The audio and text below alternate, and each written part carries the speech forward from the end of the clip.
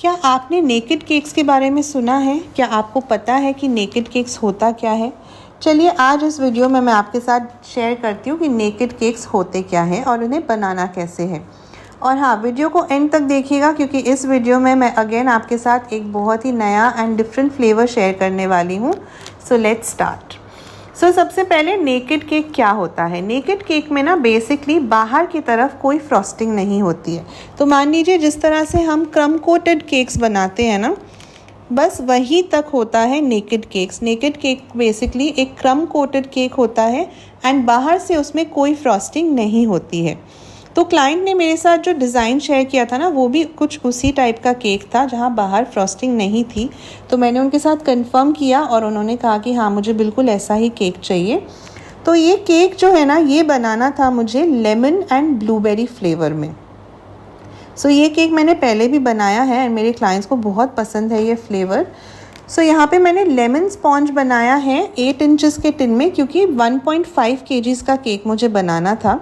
And ये egg वाला sponge है। अब आप लोग को पता है कि पिछली बार जब मैं एग वाले स्पॉन्ज बना रही थी लेमन केक के लिए, तो कितनी गड़बड़ हुई थी एंड 2-3 बार मेरा स्पॉन्ज ख़राब हो गया था, फिर जाके फाइनली मैं स्पॉन्ज बना पाई थी।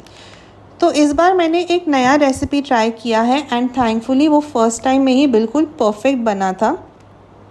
तो मैं किसी दिन आप लोग के साथ शेयर कर दूंगी इसकी भी रेसिपी, लेकिन ये एग वाली रेसिपी है क्योंकि एगलेस रेसिपी मैंने मेरे पेड क्लास में सिखाई हुई है।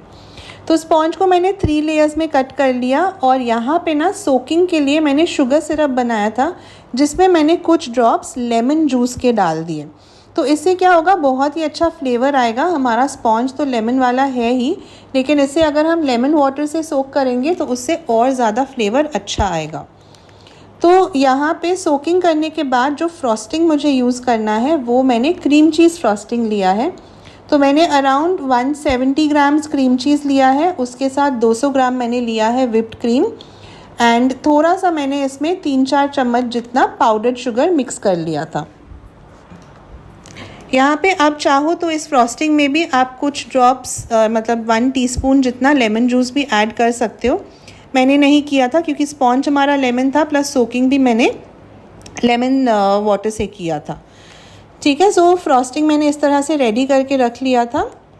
तो अब मैंने क्या किया, पाइपिंग बैग की मदद से ना फ्रॉस्टिंग को अप्लाई किया मैंने केक के ऊपर। एंड सुबह मुझे एक लेमन चीज़ केक बनाना था, जिसके डिज़ाइन के लिए मैंने ऑलरेडी एक स्टार नोज़ल यूज़ किया था। तो सेम पाइपिंग बैग में ही मैंने ये फिलिंग भर के अच्छे से पहले फ्रॉस्टिंग को अप्लाई कर दिया। और यूजुअली मैं जैसे फिलिंग वाले जब मैं केक्स बनाती हूँ ना, जैसे पाइनएप्पल हो गया, ब्लूबेरी हो गया, तो आपने देखा होगा मैं एक डैम क्रिएट करती हूँ, यानी एक बाउंड्री वॉल जैसा क्रिएट करती हूँ, ताकि हमारा फिलिंग जो है वो बाहर की तरफ निकल नहीं जाए। लेकिन नेकेड केक्स में ना ऐसे वॉल्स आपको क्रिएट करने की ज़रूरत नहीं है, क्योंकि अगर थोड़ा सा फिलिंग आपका ऊज आउट भी होता है तो कोई प्रॉब्लम नहीं है। तो यहाँ पे मैंने अच्छे से ब्लूबेरी की फिलिंग लगा दी है एंड इसी तरह से सारे लेयर्स को मैंने बिल्ड कर लिया। नाउ नेकेड केक में ना आपको इस चीज़ का ध्यान देना है कि आप कौन से फ्लेवर का केक बना रहे हो, क्योंकि फ्रॉस्टिंग तो हमें बाहर से लगानी नहीं है। तो जो भी वेट है वो बेसिकली आपके स्पॉन्ज का होगा, सोकिंग का होगा, फ्रॉस्टिंग का होगा एंड फिलिंग का होगा। जैसे कि यहाँ पे मैंने ना अराउंड 900 ग्राम्स स्पॉन्ज लिया है, क्योंकि मुझे पता था कि बाहर तो फ्रॉस्टिंग होनी नहीं है। तो जितना भी वेट मैनेजमेंट है वो सारा मुझे स्पॉन्ज, फिलिंग एंड फ्रॉस्टिंग में ही करना था। तो यहाँ पे थोड़ा सा मैंने ज़्यादा स्पॉन्ज लिया है। अगर ब्लूबेरी की फिलिंग नहीं होती तो शायद मैं स्पॉन्ज की वेट थोड़ी सी और बढ़ा देती। तो इसी तरह से कौन से फ्लेवर का आप केक बना रहे हो, अगर नेकेड केक बना रहे हो तो आपको ध्यान देना है कि आप प्रोपोर्शंस कैसे लोगे, मतलब स्पॉन्ज कितना लोगे, क्रीम कितना लोगे, उस हिसाब से आपको देखना है सारी चीज़ें। ठीक है, तो यहाँ पे लेयर्स को बिल्ड करने के बाद मैंने साइड से ना केक को क्रम कोटिंग कर दिया अच्छे से, बिल्कुल जैसे हम नॉर्मल केक की क्रम कोटिंग करते हैं ना, वैसे ही करना है। फिर टॉप पार्ट को भी मैंने सिरप से सोक कर दिया एंड टॉप पार्ट में मैंने थोड़ा सा क्रीम अप्लाई कर दिया। तो ऊपर जब आप क्रीम लगाते हो ना, वो आपको क्रम कोटिंग जैसा नहीं लगाना है, उसमें थोड़ी सी मोटी लेयर क्रीम की लगानी है। एंड क्रीम को थोड़ा सा अच्छे से स्प्रेड करके फिर मैंने इसके ऊपर एक स्वर्ल डिज़ाइन बना दिया। फिर मैंने क्या किया, थोड़ा सा ना मैंने ब्लूबेरी लिया, ब्लूबेरी का जो क्रश था, सॉरी फिलिंग था मेरे पास, वो लेके मैंने थोड़ा थोड़ा साइड में लगा दिया ताकि एक वो हल्का सा ब्लूबेरी का कलर भी आ जाए केक के ऊपर।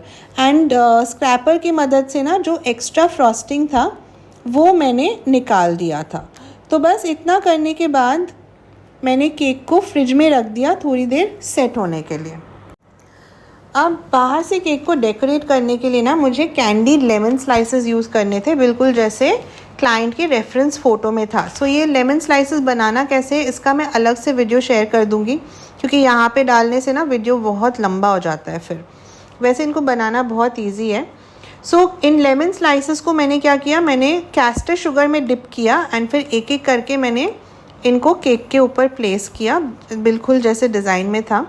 फिर मैंने कुछ फ्रेश ब्लूबेरीज़ मंगवा के रखे थे, वो भी मैंने डाल दिया केक के ऊपर एंड 2-3 पीसेस मैंने नीचे के तरफ लगा दिए। और जो मेरे पास थोड़ा सा बचा हुआ क्रीम चीज़ फ्रॉस्टिंग था उससे मैंने थोड़े से ऐसे छोटे छोटे फ्लावर्स पाइप कर दिए। फिर मैंने लिया लेमन जेस्ट, यानी कि लेमन का जो छिलका होता है ना, उसको ग्रेट करके जो हम लेते हैं वो उसको जेस्ट कहते हैं, वो मैंने ऊपर से स्प्रिंकल कर दिया ताकि एक अच्छा सा लुक आए।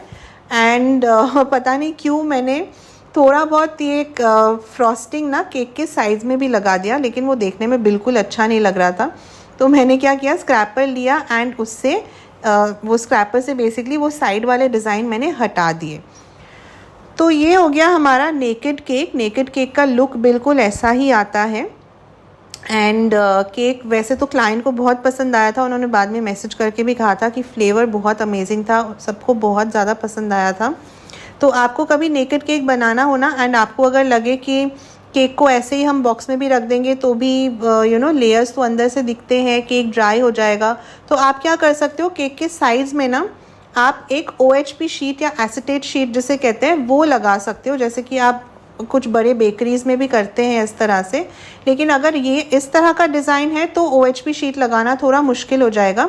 अगर मान लीजिए डिज़ाइन आपका सिर्फ टॉप के तरफ है तो आप साइड में OHP शीट लगा सकते हो। आपका स्पॉन्ज मतलब जो केक है वो ज़्यादा टाइम तक अच्छे से सॉफ्ट रहेगा। वैसे ये वाला केक जो है मैंने 4 बजे बना के रेडी रख दिया था एंड क्लाइंट ये लेके गए थे रात को 8 बजे, तो उसके बाद भी उन्होंने कहा कि केक बहुत अच्छा बना था।